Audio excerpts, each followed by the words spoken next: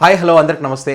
నా పేరు రవీందర్. ఆంధ్రప్రదేశ్లో జరిగినటువంటి ఎన్నికల్లో ఎవరు గెలవబోతున్నారు అనేటువంటి అంశానికి సంబంధించి అనేక సర్వే సంస్థలు సర్వేలు నిర్వహించాయి. ఎన్నికల తర్వాత కూడా ఆ ఎన్నికలకు సంబంధించి స్టడీ చేశాం.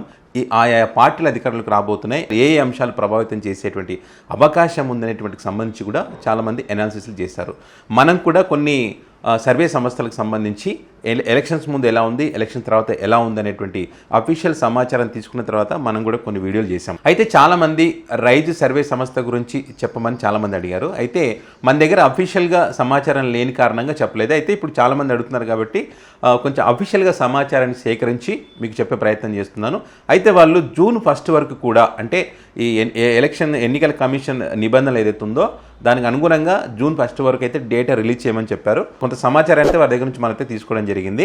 ఆ సమాచారం ఏంటి, మరి మొన్న జరిగినటువంటి ఎన్నికల్లో వైసీపీకి వ్యతిరేకంగా ఉన్నటువంటి అంశాలు ఏంటి, ఇటు టీడీపీ కూటమికి అనుకూలంగా ఉన్నటువంటి అంశాలు ఏంటి, ఏ అంశాలు ఆ పార్టీల మీద ప్రభావం చూపించాయి అనేటువంటి అంశానికి సంబంధించి వాళ్ళు కొంత డేటా ఇవ్వడం జరిగింది.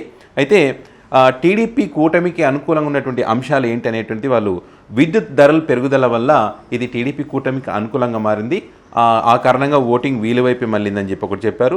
నిరుద్యోగ సమస్య, రోడ్లు వైసీపీ గవర్నమెంట్ వచ్చిన తర్వాత రోడ్లు అస్తవ్యవస్థంగా మారిపోయినటువంటి పరిస్థితి ఉంది. సో ఆ ఎఫెక్ట్ కూడా పడింది ఎన్నికలు అని చెప్పారు. ఇక 3 రాజధానులకు సంబంధించినటువంటి విషయం కూడా ఎఫెక్ట్ అయిందని చెప్పి, అదేవిధంగా అమరావతిని విధ్వంసం చేశారు జగన్మోహన్ రెడ్డి వచ్చిన తర్వాత అనేటువంటి అంశానికి సంబంధించి, అదేవిధంగా ఉద్యోగులలో వ్యతిరేకత పెరిగిందని, అదేవిధంగా మరి రైతు భరోసా ఇచ్చినప్పటికీ కూడా, మరి ఆర్బిక సెంటర్లు ఏర్పాటు చేసినప్పటికీ కూడా మరి రైతులు అయితే రైతులు నష్టపోయినటువంటి పరిస్థితి ఉంది, వారిలో కూడా వ్యతిరేకత పెరిగిందనేటువంటి విషయాన్ని కూడా మరి వీళ్ళు చెప్పినటువంటి పరిస్థితి ఉంది.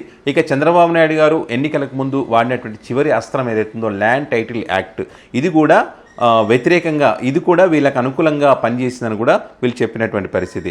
ఇక టీడీపీ బీజేపీ జనసేన కలయిక కూడా కలిసి వచ్చిందని చెప్పారు. ఈ టీడీపీ బీజేపీ వల్ల కలయిక వల్ల అయితే పోల్ మేనేజ్మెంట్ బాగా జరిగిందని చెప్పి ఆ బీజేపీ కలయిక వల్ల అది వాళ్ళకి కలిసి వచ్చినటువంటి అంశంగా వాళ్ళు చెప్పడం జరిగింది. ఇదే కాకుండా జనసేన పార్టీతో పొత్తు పెట్టుకోవడం వల్ల మరి కాపుల మద్దతు పూర్తిగా మరి కూటమికి ఓట్ ట్రాన్స్ఫర్ జరిగిందనేటువంటి విషయాన్ని కూడా వీళ్ళు చెప్పినటువంటి పరిస్థితి ఉంది.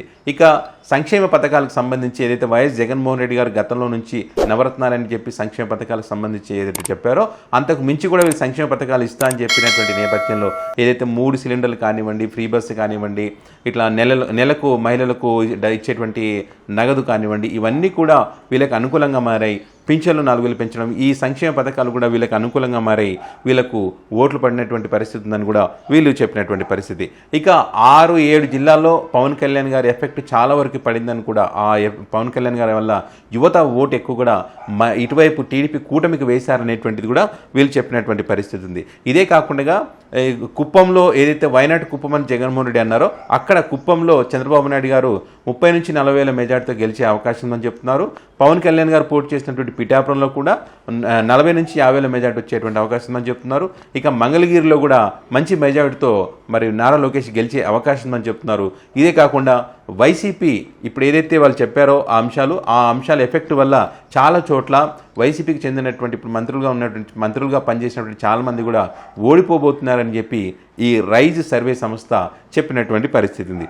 ఓవరాల్గా అంటే వీళ్ళు ఒక శాస్త్రీయ పద్ధతిలో 600 మంది సిబ్బందితో వీళ్ళు సర్వే నిర్వహించామని చెప్తున్నారు.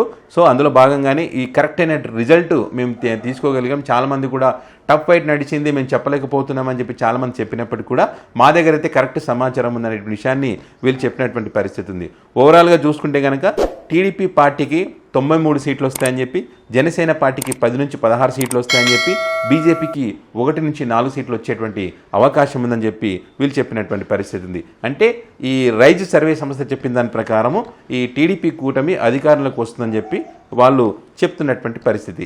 రైజ్ సర్వే సంస్థ గతంలో తెలంగాణ రాష్ట్రంలో, అదేవిధంగా కర్ణాటక రాష్ట్రంలో జరిగినటువంటి ఎన్నికలకు సంబంధించి కూడా కరెక్ట్గా అంచనా వేసినటువంటి నేపథ్యంలో చాలామంది కూడా ఈ రైజ్ సర్వే సంస్థ కరెక్ట్గా అంచనా వేస్తుంది. ఇప్పుడు ఏపీ ఎన్నికల ఫలితాలకు సంబంధించి కూడా మరి వీళ్ళు చెప్పిందే నిజం కావచ్చు అనేటువంటి అభిప్రాయాలు కూడా చాలామందిలో ఉన్నటువంటి పరిస్థితి ఉంది. సో ఇది రైజ్ సర్వే సంస్థకు సంబంధించినటువంటి డేటా. సో ఇది నా సొంత సర్వే అయితే కాదు, రైజ్ సర్వే సంస్థ దగ్గర తీసుకున్నటువంటి సమాచారాన్ని మీకు చెప్పే ప్రయత్నం చేస్తాను. ఇది గమనించగలరు. Thanks for watching.